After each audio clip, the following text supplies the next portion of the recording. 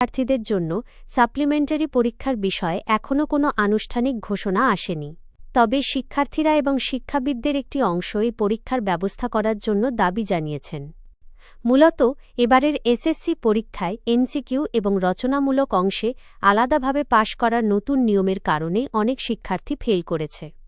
যেসব শিক্ষার্থী 1 বা 2 বিষয় ফেল করেছে তারা দ্রুত সাপ্লিমেন্টারি পরীক্ষা চালু করার দাবি জানাচ্ছে, যাতে তাদের 1 বছর নষ্ট না হয়। বর্তমানে বোর্ড চ্যালেঞ্জ বা খাতা পুনঃমূল্যায়নের আবেদন চলছে। সাপ্লিমেন্টারি পরীক্ষা অনুষ্ঠিত হবে কিনা এবং যদি হয় তবে এর নিয়মাবলী কী হবে এসব বিষয়ে শিক্ষা বোর্ড থেকে আনুষ্ঠানিক বিজ্ঞপ্তি না আসা পর্যন্ত নিশ্চিতভাবে কিছু বলা যাচ্ছে না। শিক্ষার্থীরা আন্দোলন করছে এবং তাদের দাবি যদি মেনে নেওয়া হয় তাহলে আগামী 1-2 মাসের মধ্যে সাপ্লিমেন্টারি পরীক্ষা আয়োজন করা হতে পারে। তবে এটি এখনও আলোচনার পর্যায়ে রয়েছে।